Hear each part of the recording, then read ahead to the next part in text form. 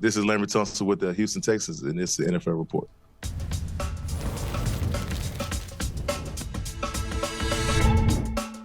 Welcome into the NFL Report, and that's fitting. Steve, Laramie Tunsil, offensive lineman. We have a ton of offensive linemen and offensive line talk in this game. Brian Baldinger's Baldi's favorite films. He's a former offensive lineman. He's going to talk about the Lions and the Steelers and the Browns offensive line. And mentioning that, left guard, all-pro Joel Bitonio joins the show and talks about his new quarterback, Dorian Thompson-Robinson. Also, Agent 89, Steve Smith, joins the show talking about his favorite wide receivers in the game right now in terms of yards after the catch. Also, pep talk. Pep Hamilton will be with us. A lot of offensive coordinator talk, Steve. You got Ken Dorsey losing his job, and you got Thomas Brown losing his play calling duties. Pep Hamilton breaks all that down. That's right, JP, but there's no bigger news. In the NFL this week, the Browns quarterback, Deshaun Watson, has a fracture in his shoulder that's going to require immediate surgery. He's out for the season. Let's hear the Browns quarterback about this development. It's going to be a couple months, and biggest thing is mobility and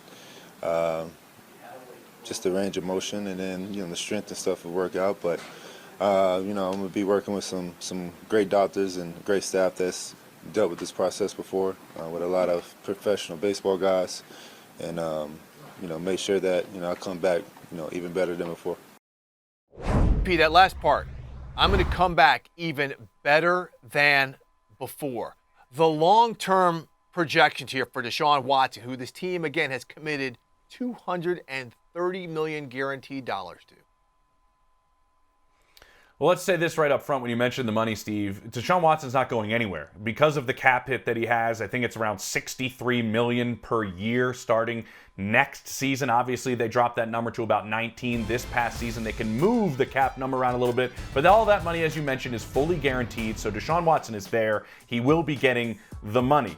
What everybody in Cleveland and around the NFL is curious about is are we ever going to see Deshaun Watson play at the level we saw him play in 2020? His final year in Houston, I covered him a bunch that season, and on a terrible team. No receivers, no defense, no anything. He was the best maybe quarterback in football in 2020, Steve, when he led the NFL in passing, completed over 70% of his passes, also had 33 touchdowns to 7 interceptions, and they went 4-12. He put that team on his back, and he performed brilliantly. That's the type of player the Browns thought they were getting. Now, in 12 games that he has played in the next 3 seasons, between 2021, which he didn't play, played 6 after the suspension last year, has played 6 this season, and that's all he'll play. His stats are this. He has, as I look for it and find it, Steve, he has 59% completion percentage, 2,217 passing yards, 14 touchdowns, and 9 interceptions. That's nowhere near what we saw in 2020.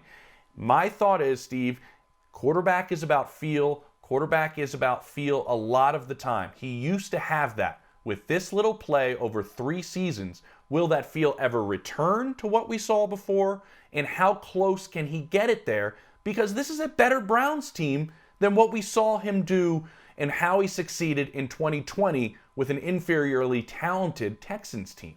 Absolutely. I mean, and this is a legitimate question.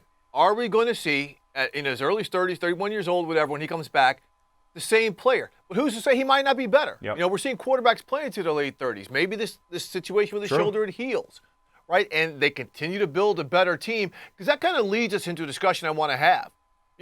Over the past few seasons, we've seen some teams like the Browns who were basically the butt of jokes when it came to the NFL. And now we're seeing teams like Cleveland, like Jacksonville, like Houston, like Detroit become some of the better teams in the NFL. And this is where Deshaun Watson, we talked about this on Monday's show, James, in the back half of that game against Baltimore, he looked like it finally felt right. It looked like it finally felt good. But overall, the thing why I am encouraged by the Browns with Deshaun Watson's situation or not for the season and the long term is now the players, instead of being brought down by this type of news or brought down by the chaos, they're like, let's keep pushing forward. We're going to talk to Joel Bitonio, the left guard, about that a little bit later on, James. Yeah, they've been through it before. They lost Nick Chubb early. They lost Jack Conklin. I think this team has proven that they can be gritty. They're still in the playoff hunt right now as they're 6th in the AFC. If they protect the football, play good defense, and get the football to their skill guys, they could be in a position to make the playoffs. And that is just a positive sign moving forward for an organization that has struggled mightily. Steve, let's get on to the Jacksonville Jaguars, a team that has also been a laughingstock over the years. But what we saw last year, a drop, maybe a little bit more. They were on their way to the AFC title game and beating the Chiefs in Arrowhead, a game I was at. This season right now, obviously they're first place of the division. If they clean up the sacks, clean up the turnovers, I think this team it was a misstep, and we talked to Bucky Brooks about it against the 49ers. They can be physical. They can be one of the better teams in the AFC, and when you look at them long term, I do think this team has figured out the quarterback position. They know that they have a Super Bowl winning head coach. That man right there, Travis Etienne, is one of the best backs in football. This team has turned a corner, and I expect high-level play, competing for the division and competing for an AFC title for years to come for the Jags. No more laughingstock. And this comes with the head coach, Doug Peterson. He came in and brought stability and a great staff to get people to believe. The talent's always been there. They've been drafting high for 2 decades in the top 10. They haven't been able to retain those players. Now the development, we're seeing it, and now we're probably going to see the likely retention of some of that talent to keep it moving forward. James, let's also look at the Houston Texans, because there has been no team that has symbolized dysfunction in the NFL like Houston the past 4 or 5 seasons, and now they are threatening for a playoff push with rookie coach DeMeco Ryans, quarterback C.J. Stroud, and some of the other changes we've seen in terms of talent. And the fact that they have turned this around so quickly, I don't think this is a blip on the radar. I think as an organization, they've actually been able to self-scout, get rid of the people in the building who were bringing things down, some of the backbiting going on, and now they have a leader in DeMeco Ryans that's pushing things forward. And it always helps when you've got a quarterback who can guide you, and C.J. Stroud looks like the home run of this year's draft. This is the Jacksonville Jaguars of last year, Steve, right? In Jacksonville, they wanted to figure out if they could change their culture with a new head coach, and if their number 2 overall pick, right, it was Trevor Lawrence or it's C.J. Stroud, is a real franchise quarterback and franchise of the future. Those things were established for Jacksonville last year in the first year. They're established already for the Houston Texans, and moving forward, they are, in my mind, going to be a destination for free agency. When they have an owner that doesn't middle in things, they have a general manager who has shown us he can find talent at the top and at the back end of drafts, and also a head coach that has established a dominant culture with a franchise quarterback. The last one, quickly, I will say this, Steve, is the Detroit Lions. I think the only thing in their way is how do they have life after Ben Johnson moves on as the number 1 candidate for a head coaching position after this. Outside of that, the Lions also have turned a corner. And one of the reasons, the main reason why, is the leadership. We see Dan Campbell. But then you're also looking at Brad Holmes, the general manager, guys like Ray Agnew in there. They have built this team on the offensive and defensive lines, non-prima donnas in there. So when you get to the skill position guys, who typically are prima donnas, they cannot strut their feathers because it's the grunts in the interior that are the main focus of this team. All right, JP, no more laughing stocks with those teams. And the Cleveland Browns, even with Deshaun Watson out, they are not a laughing stock. And we're going to talk to their all-pro left guard, Joel Bitonio, more about the short term and long term of this franchise.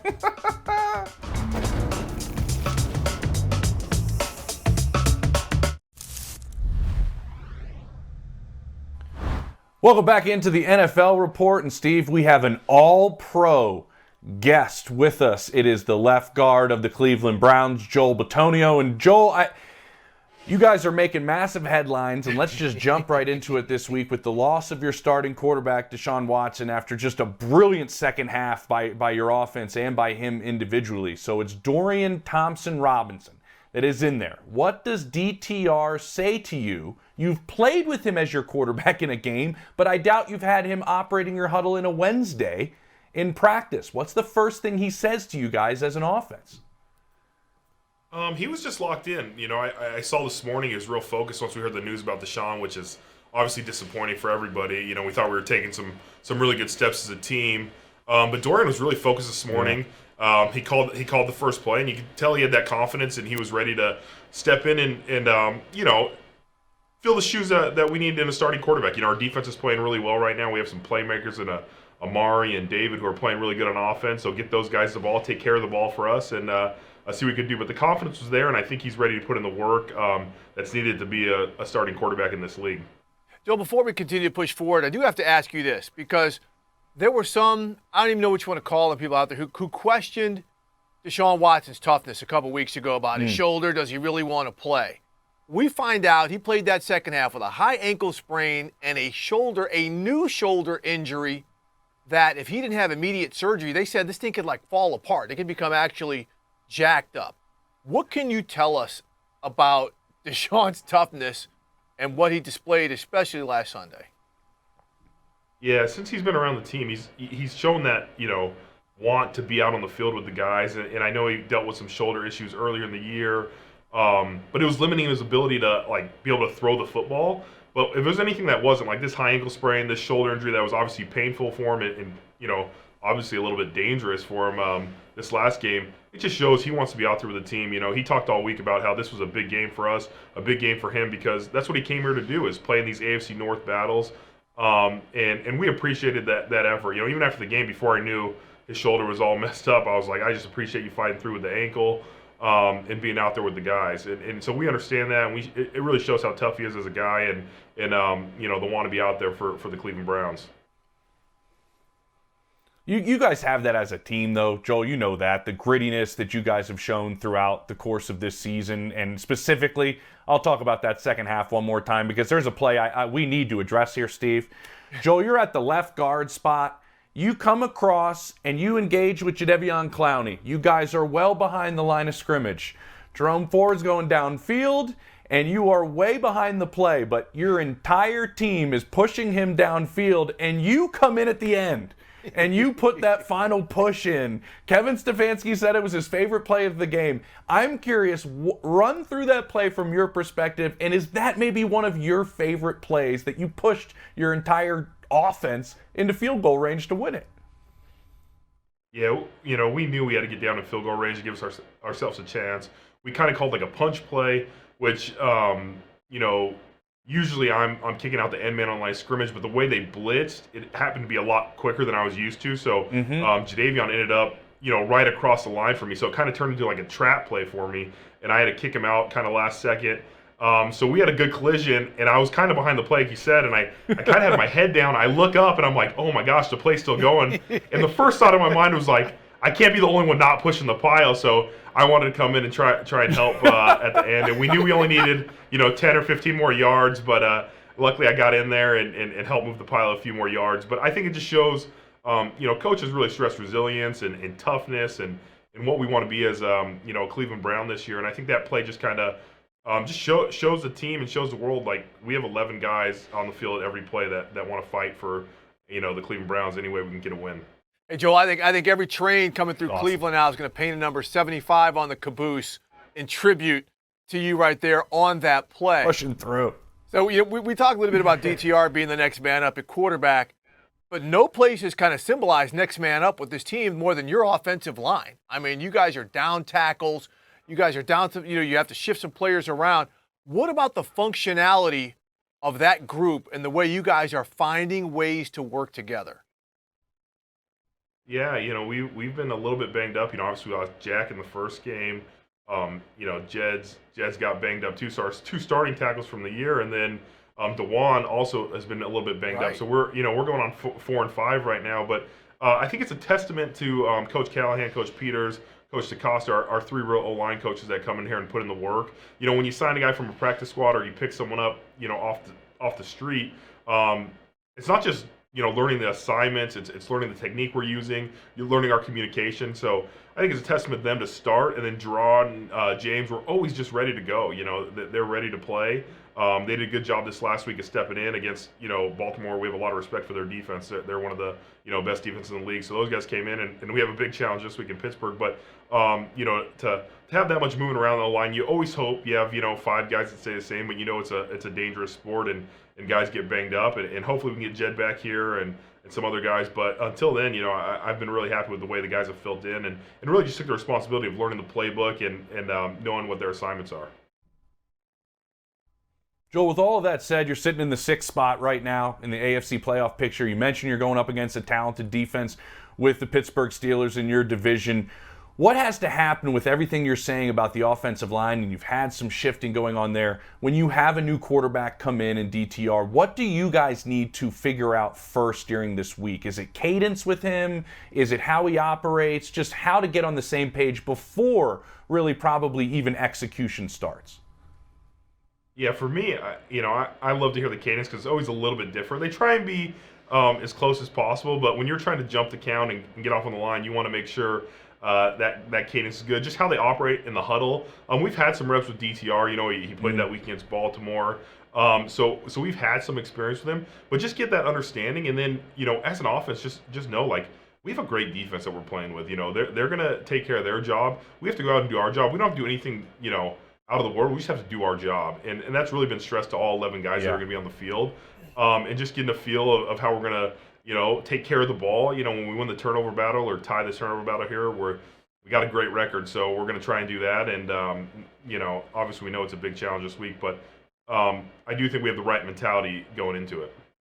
So you guys lost to the Steelers in week 2. You get to play him again with DTR now at quarterback. But tell me this, they're such an edge-dominant football team, right, with Highsmith and Watt, a lot of Cam Hayward playing that 5 technique. Are there any vulnerabilities in your little cone, guard to guard, where you guys think you can exploit that defense? They're pretty solid, across the front. Obviously, you hear about TJ, making the plays. Their edges are both really good, and Cam Hayward's been back for a couple weeks now, coming off that injury. We didn't play him in week 2, and I've gone against him a bunch in my career, so that's always a good battle. But they've had some good players. Number 95 for them, he's a rookie. He's come in. Larry Ogunjobi, we know he was in Cleveland, so They have some good players. They obviously are a little bit banged up at linebacker. The last couple weeks they've had to put a couple guys on IR, but the Steelers do a good job of plugging in players, and I think their defense has that mentality, and they've been taking away the ball, scoring touchdowns, doing enough to win these games. So we know there's a challenge up in front of us, and we're gonna have to play our best game to try and get a win. Well, let's say this, Joel. Your defensive front has been a challenge for anybody they've gone against this season. And you got a chance to see them up close and personal with the new additions that are up there with Miles and the way that they've been able to play together. What I'm curious, though, from an all-pro guard, what would be going through your mind if Myles Garrett was coming towards you and he's doing the, Allen Iverson crossover, the thing he's working in the middle of the offensive line? Give me the Joel Bitonio take on that pass rush technique by one of the best in the game in Myles Garrett. Well, I've got to see it in practice, which is much better than the game. It doesn't quite count in practice. Less at stake. He'll get his one-on-one reps when he lines up on the inside. But that's one of those ones where you see him lining over the left guard of the center, like maybe let's slide that way, let's double team here. But Coach Schwartz, Coach Schwartz does a good job of getting him some one-on-one matchups, moving him around the the formation. So he has some one-on-one matchups. But if you're in a game and you got the Myles Garrett walking around over you, you're like, hey, let's slide left here, guys. Let's get some help going that way. But no, they're playing so good, and it's been so fun to they make these big plays for you. You see them, sacks, fumbles, touchdowns. You win them against them in camp, and you don't really know in camp because everybody knows each other so well. And then they play the first couple games. You're like, we got a pretty good defense now, and it's been fun to play alongside them. Hopefully, play some complimentary football down the stretch here. Joel, I've talked to players who've done it, coaches who've done it, and a lot of times it's thrown out there. When a quarterback goes down, there's always just thinking the more pressure is on the defense now to hold the fort until the offense figures things out. Do you think that's the case with the Browns now, or do you think there's more pressure on the offense to execute better because Dorian might be your guy going the rest of the way? Yeah, it's I wouldn't call it pressure, but our defense has been performing very well. We understand that. So I think they have their standard that they want to play to and what Coach Schwartz kind of pushes them to. And as an offense, we understand we want to take care of the ball. We will run the ball, take our shots when we can, get the ball to Amari, get the ball to David. Jerome Ford's been running the ball well for us. Kareem getting those touchdowns. So we have our weapons too. And I wouldn't even say pressure. We just want to do our 111, do our job out there, play complimentary football, and and see what happens, 1 week at a time. All right, before we finish this out, Joel, I have to ask you, I'm not trying to look back and Josh Dobbs, right, in that situation. I'm looking forward. Obviously, he was a teammate of yours, and you spent some time with him. What's just your take on what he's been able to do the last couple of weeks in Minnesota, just as a football fan and probably a friend of his?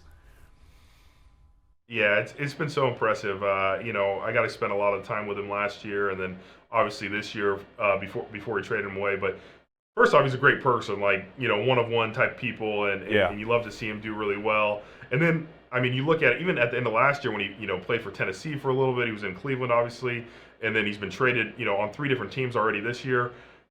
It's such a journey, and, I know he's taking it day by day, but it's impressive. It talks to the person he is. He has the football talent, but the way he attacks it, the way he learns, gets along with everybody truly, it's pretty special for him. And I'm sure, hopefully, he's doing a good job, and I'm rooting for him. So hopefully he leads the Vikings to a, playoff berth and does some things there. But I think he'll look back on this year and be like, man, that was a crazy special year for him. But he's a great dude, and we're all rooting for him.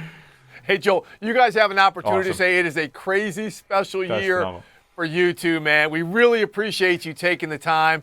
We're just going to call you the caboose now, number 75, the last guy on the train pushing things forward. Pushing it all down the hill. Thank you so much, my man. Yeah, I appreciate that. Appreciate it. Thank you, guys. Caboose. Man, that is a great interview. That's what you get on the NFL Report. You know what else you get? Agent 89. That's right, our own Steve Smith. Coming up after the break here on the NFL Report.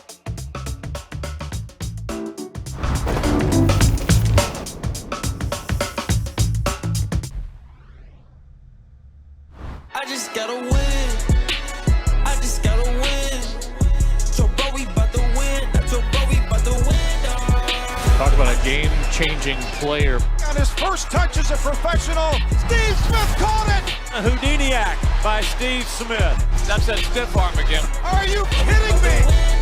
Smith is over. Touchdown, Carolina. Smith is top 5 players in this league. That man can't be stopped. You can't stop him. I'm serious.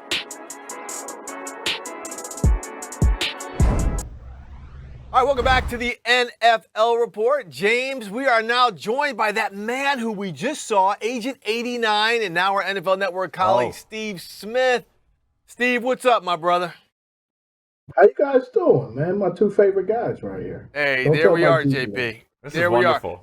This took too long. It did take too long. And Steve, we know we only have you for a limited time, so let's get right into it. As we saw on the highlights there, and anybody's watched your career, one of the best catch and run receivers. So we want to talk to you about who are your favorite catch and run receivers in the NFL right now.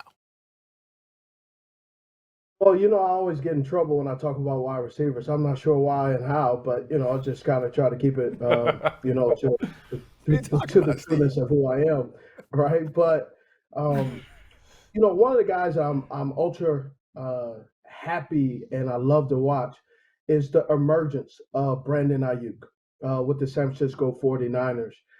Because we know Deebo Samuel's, what he presents to this offense. And maybe you don't know, so I'll summarize. Deebo Samuel's presents the guy for the San Francisco 49ers, the ability to line up everywhere. I believe, in those 3 or 4 games that he hasn't been able to go, that's really put a lot of pressure on Brandon Ayuk, because Brandon Ayuk is more of the surgeon for this offense and route running, but Deebo Samuel's lines up everywhere. I think last week he had 39 snaps, and he was lined up outside wide, but he was also lined, I think, about 15 times in the slot. And then he had about 2 or 3 in the backfield. There have been times where he's had a total of 57 offensive plays, and yet been lined up in the backfield 7 or 8 times, lined up in slot, also even lined up in the in line next to the tight end. Yep. So they utilize him a lot and put a lot of pressure on the defense with the RPO game. And what that has done for Brandon Ayuk, it has allowed him to really get into his route running. Brandon Ayuk, I saw this Brandon Ayuk, what I thought he could be. When you and I, Steve Weiss, were talking about Arizona with N'Keal Harry.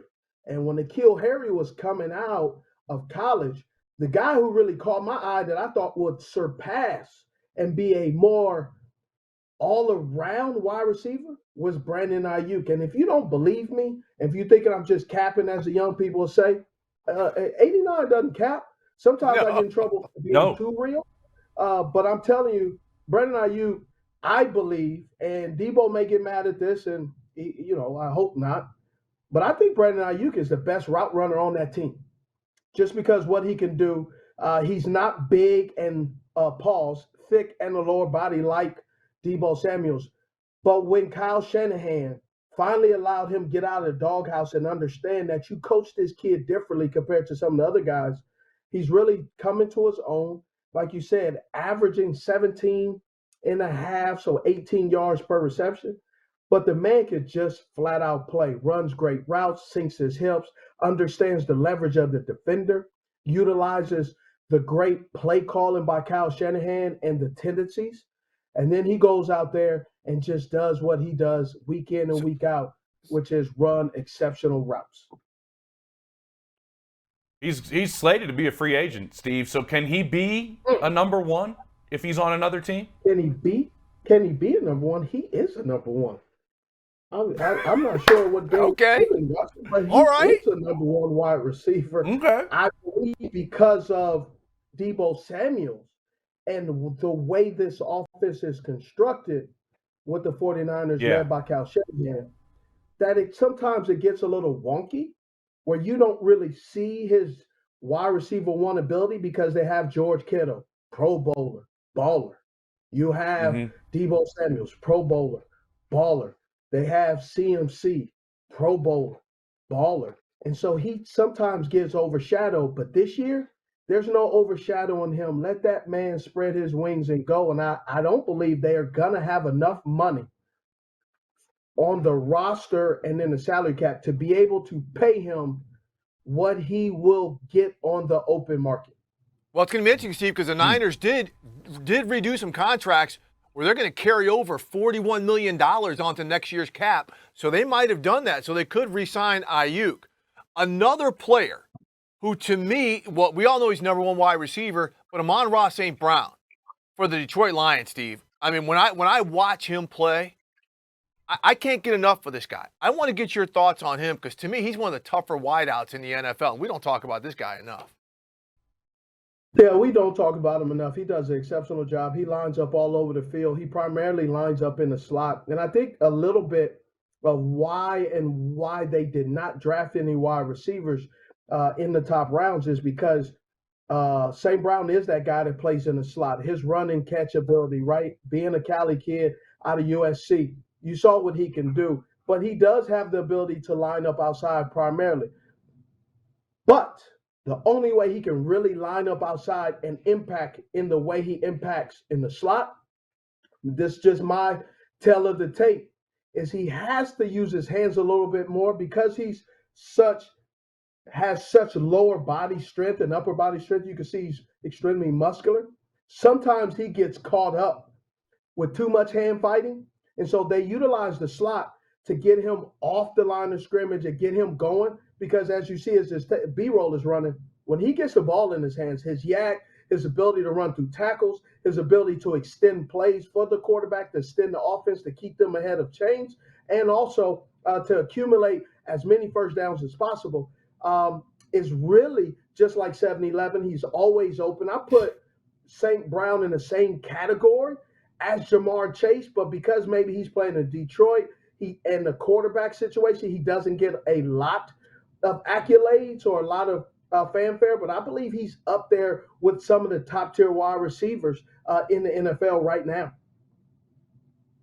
Steve, I love you mentioned him alongside Jamar Chase. He's another guy I don't think the first guy there, the first hat usually never takes Jamar Chase down. It's always the second or third guy. He's another guy after the catch. And I love that you mentioned Amon-Ra St. Brown playing in the slot and moving him around. You and I have talked about corners shadowing in today's game. I had a conversation with Patrick Surtain a couple weeks ago about it when he did it to Devontae Adams for a good chunk of time. But with the way receivers now go inside, outside, are moved all over the place, is a true, like, full game, essentially, shadow between a DB and a receiver. Do you think those days are kind of behind us in a sense with the way receivers are moved around? That's a fantastic question.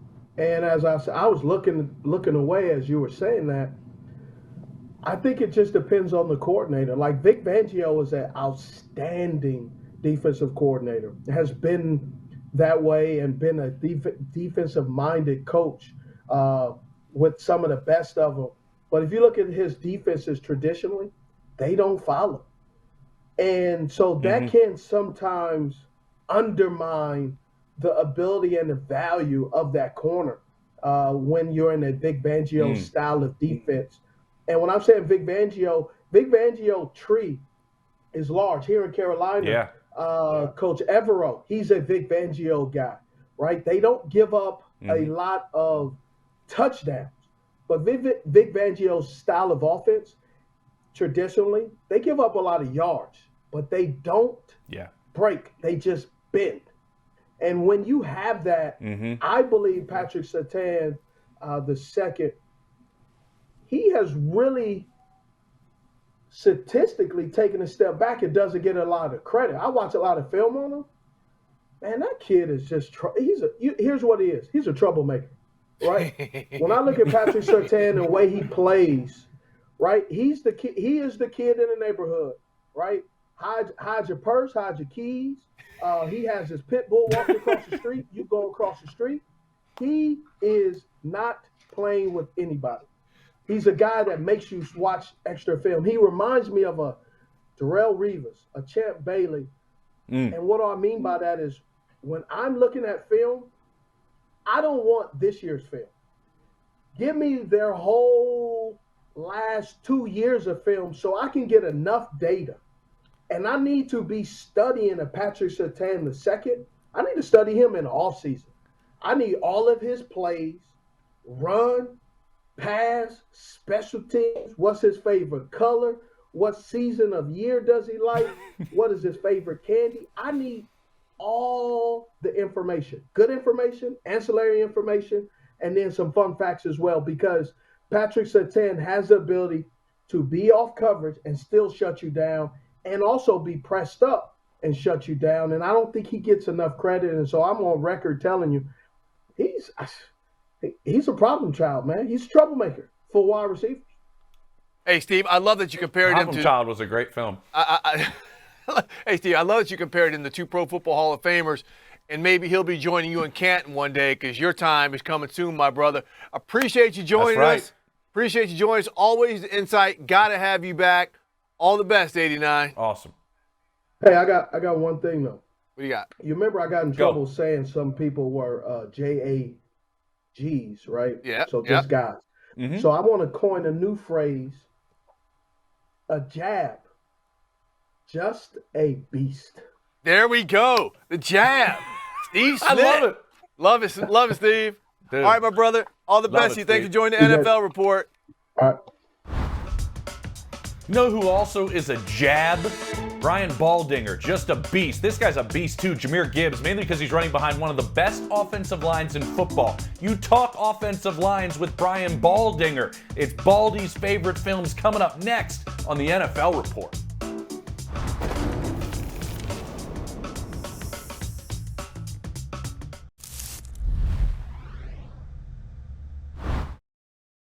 Welcome back into the NFL Report. It's my favorite segment each and every week. It's Baldi's favorite films. Brian Baldinger joins us. And Baldi, I know you love when we have offensive linemen on the show. And they're a regular here. Laramie Tunsil, now Joel Bitonio.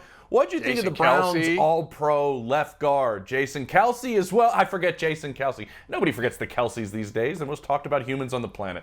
What'd you think about Joel Bitonio, the all-pro from the Cleveland Browns, and what's going on in Cleveland and what they're going to have to deal with up front? Honestly, Steve and James, you can never go wrong talking to an offense lineman. They always have the global report. Like they're just, we're all just kind of meatheads. Like we can't talk about stats or, all that kind of stuff. We just talk about like how you win football games, like what it takes. And it's interesting because obviously the quarterback is the story right now in Cleveland, and you guys addressed that with Joel. But just think about it. They lost the best running back in the league, in the second week of the season. Like, he's been the best running back in the league for 5 straight years. And you lose the very best at that position. And yet here they are, still second in the league in rushing, and you talk about losing both starting tackles last week. And, you go, and there's Jerome Ford running for 100 yards against best defense in football. Right. Like, you got to look at Bitonio and Posick and Wyatt Teller and how they go about their business, because Bill Callahan is just simply a genius when it comes to building an offensive line, keeping it cohesive, teaching Jerron Christian, the way we call things and what we got to learn. And like, it's really a testament. And that's why I believe Cleveland's alive, because they've overcome so much already this season. Yep. And Wyatt Teller actually had the play of the game, recovering a fumble late in the game when Deshaun Watson got sacked. That was huge. But let's continue the O-line conversation, because last week I watched the Detroit Lions, one of your favorite teams, when you do your Baldi's breakdown, just virtuoso in the run and pass game. Jared Goff doesn't get touched. What about that group and what you saw against the Chargers, and why this may be the toughest O-line for teams to counter the rest of the way? Well, when you look at, Taylor Decker right now and Jonah Jackson and Frank Ragnow all the way to Penei Sewell, they can play any style you want, Steve. If you want to just play smash mouth and run it on the goal line, they can move you off the ball. You want to run stretch and get out on the perimeter like Sewell right here, along with, the tight ends, you could do that. If you want to play an airmail game and let Jared Goff throw it to a fleet of receivers, they really can play any style, protect the quarterback who's a pocket quarterback. The big runs from Jahmyr Gibbs and David Montgomery last week. You want to play a shootout style game and get the ball in the final minute and take it down to go kick the game-winning field goal. Like, I think they're built for any style that you have to play, whether it's on the road, at home, against a contender, division rival like Chicago this week. Like, that offensive line can play any style right now. And there's not many that have that versatility like Detroit. Well, I'm going to stick with the offensive line because that's your go-to, and that's what this show's all about with Joel Bitonio on it. And now we're sticking with it, and we'll stick with the team that he's going to go against, the Pittsburgh Steelers, right? The Pittsburgh Steelers and what they've done with Broderick Jones the last couple weeks at right tackle. I just want to mention this really quickly. I was there at camp a day after they had an inter-squad scrimmage, and then Mike Tomlin has them in pads the next morning. And in the end zone, they're running one-on-one drills, and it was just Mike T telling TJ Watt to go against Broderick. And then it was like, Alex Highsmith, now you go against Broderick, and just working the rookie. What have you seen the last couple of weeks out of him now that he's grown? Well, they drafted him, and he competed with Dan Connor, for the left tackle spot. And, and Connor played really well. He worked really hard this season. And then, they had an injury at right tackle. They put in Broderick the last 2 weeks. And honestly, it's the best they have run the ball in years in Pittsburgh, these last 2 games against Tennessee and against Green Bay. And Broderick Jones, you see the athletic ability getting up to the second level right here on this Najee Harris 10-yard touchdown run. Like the way that Jalen Warren is running the ball right here. And Broderick Jones' athletic ability, it just shows up whether he's pulling and leading, whether he's getting on the perimeter on any kind of a toss play, or just simply combo blocking inside, with the right guard, Daniels. And then the upgrade that Isaac Seumalo has been at left guard. Like, they addressed the offensive line this offseason, and now it's beginning to pay off. And I think for the first time you can say Pittsburgh has a running attack. And I'd be surprised if they don't continue to run the ball well. And Baldi, just seen a couple of these clips here. And this is hard for a rookie. The technique. You're seeing hand placement and things like that. That is just exactly how coaches want it. Another thing, we got to move off the offensive line now that you wanted to talk about. Kyler Murray. He comes out. Ooh. I mean, there were some points where he didn't, hey, I'm still getting a feel. But man, Baldi, throwing the ball, running the ball, the overall operation of the offense, it was almost a clean sheet. Well, Steve, you would expect, honestly, with the injury that he had, the turnover with general manager, coaches, offense, all the stuff that has happened, that there would be some level of rust on Kyler Murray. And it simply didn't show up. In fact, I would say that Kyler Murray looked,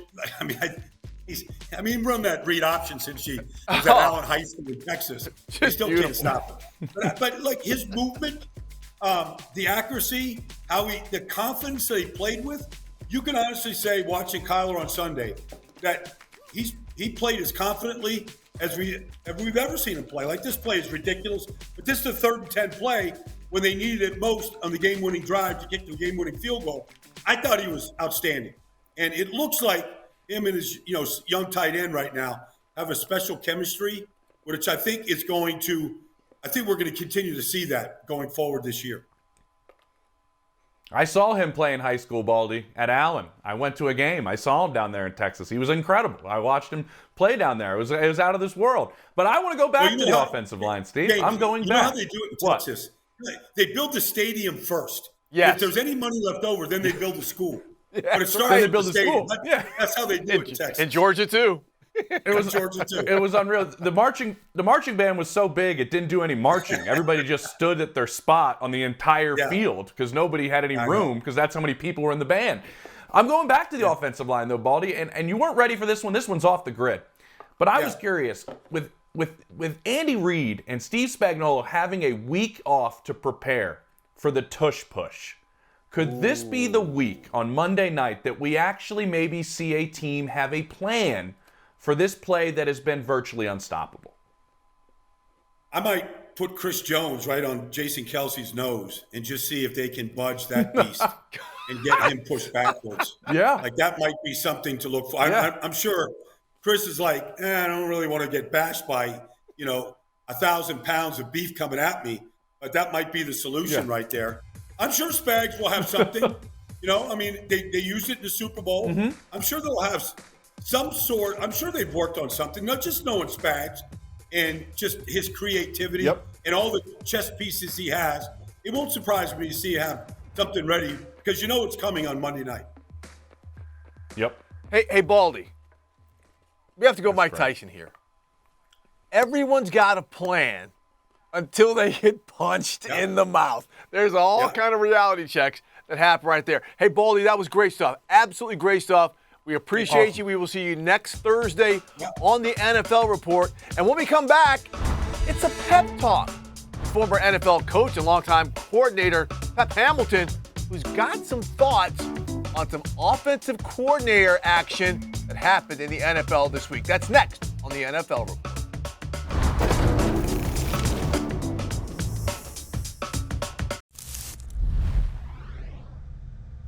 All right, we're back at the NFL Report. James, now we are joined by longtime coach and former offensive coordinator Pep Hamilton. First up, Pep, hopefully a Howard Bison knock off Morgan State, and we get to that Celebration Bowl. But let's go. But let's get right into some NFL talk because the offensive coordinator position has seen some change this week, and I want to start in Buffalo. Yeah, I really want to start in Buffalo because it's weird. They lose a game because you got 12 men on the field. You have all this other stuff going on.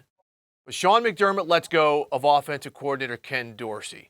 And Pep, just, about the situation. Their offense has actually been functioning very well. So what about that whole dynamic of what we just saw up in Buffalo? Maybe not even using them as your example, but that is kind of the jumping off point here. Yeah, unfortunately, I've been a part of a mid-season firing once upon a time, and I think more than anything, what resonates the most for me is the fact that had they won the game, would this have happened, right? Just would it have happened, right? And I think at the end of the day, when you look at just where this football team is, I'm talking about the Buffalo Bills, where they are right now, they're in a situation where they're relying solely on their quarterback to make all the plays that are necessary for them to win games. And it may be ambitious of them to think that way and to think that he's capable of doing just that. I know he's paid a king's ransom, but at some point in time, you got to really rely on all three phases of your football team to give you a chance to beat other good football teams. And right now they seem to be a bit more reliant on the quarterback position, which most teams are. I understand that the quarterback's the most important position on the team. But this team in particular, it wasn't the quarterback's play solely that cost them an opportunity to win a game on Sunday, or was it Monday night? Real quick, though, Pep, then, are you saying then the move might have been good because Ken Dorsey in this offense is relying too much on Josh Allen? No, I'm not saying that. I'm actually saying just the opposite. I do think that when you look at how Josh statistically, he's probably as good as he's been here in the last 4 or 5 years. I mean, eliminate the turnovers, of course. But I think there's some other factors that we don't know about that may have contributed to the decision to move on from Ken Dorsey. I think one in particular is the fact that Joe Brady's name showed up on that list of candidates that could potentially be the next offensive coordinator at Penn State. And there may be, just some conversation about, well, if we don't feel like we're headed in the right direction, we have a guy that's been a play caller in the league on the coaching staff now that we may want to give a shot to. And they were just waiting on the opportunity to do that, But it doesn't make sense, in my opinion, and that's just my opinion. But none of us knows the inner workings of what's going on in the building and the true dynamics amongst the staff. Let's go to another offensive coordinator that wasn't relieved of his job, but relieved of his play-calling duties in Thomas Brown with the Carolina Panthers. It was Frank Reich, now it's Thomas Brown, now it's back to Frank Reich. Snip, snap, snip, snap, we're back and forth. What does this do for an offensive coordinator that had an opportunity, Pep, to be a play caller, and then it's taken away? What, in my opinion, is it like to be in the building after that's been given to you and then taken away? I think it's unfortunate. It's unfortunate for not only Thomas Brown, but it's also unfortunate for Bryce Young. Because at the end of the day, right now, I think the pressure, there's more pressure, external pressure on the coaching staff and the Carolina Panthers franchise solely because of the development and the play of C.J. Stroud, which shouldn't have anything to do with the current state of Bryce Young and that Carolina Panthers franchise. And so everybody expects Bryce to come play at the same level that C.J. is playing at the moment. But at the end of the day, we understand that it's more so about the playing quarterback than it is just the play of the quarterback. And right, it's ambitious to think that the Carolina Panthers are in a position just as the cast to be able to go out and from week to week explosive offense. So, Pep, how do they move on from here? Because, again, now Thomas Brown is kind of like, okay, you took the play calling away from me. Our team is not good overall. To me, I want to ask you, does this put everything on Frank Reich now? Okay, you're not the guy. I'm the one. It's all on now. Is it all on him, succeed or fail? Well, we really don't know where the initial ultimatum came from for, Frank to give the play calling duties to his offensive coordinator. If it was a decision that was made by ownership, Frank may have been really hoping to have the opportunity to get back in that role to maybe atone for some of the things that happened early in the season where they wasn't successful. But I do think that just the consistency of having a voice and having an understanding of what to expect, I'm talking from Bryce Young's standpoint, is what's most important. The plan for the quarterback is just as important as the quarterback skill set. There you go. Hey, Pep, we're having some technical difficulties with you there, but we really appreciate some of the insight there. And let's not forget one thing about this whole decision with Thomas Brown. This is not the first time Frank Reich has done this. He fired his offensive coordinator, Marcus Brady, in Indianapolis just before he got fired. So, again, Frank Reich has done something like this before. Again, Pep, thank you so much for your time. Sorry about the technical difficulties. We also want to let you know, next Thursday is Thanksgiving, JP, and here at the NFL Network, it is a John Madden Thanksgiving celebration on NFL Network. We've got you covered on Thanksgiving. And what a lineup. Starting with Good Morning Football at 10 a.m. Eastern, you can check out NFL Game Day Morning. And we'll get you caught up throughout the day and evening with all of the highlights and analysis only on NFL Network. All right, JP, another great edition, a Week 10 edition of the NFL Report. You get the last word to take us home. Oh, I get the last word. I'll tell you right now. I think I'm going to try a turducken now that I watched that. I think I'm going to fire that up on the old grill here at the Palmer household because we're hosting about 25 people for Thanksgiving this year. It's going to be a monster at the Palmer household. We've been watching NFL Network all day long, Steve. And you can listen for to James our Palmer, podcast. Steve Weich, this has been... Oh, yeah. Listen to the podcast, too. Go for a walk. Take a dog for a walk or something like that. Walk off a little of that tryptophan or whatever it is that you get in the turkey. And just, cop the NFL report. Take it easy, Steve.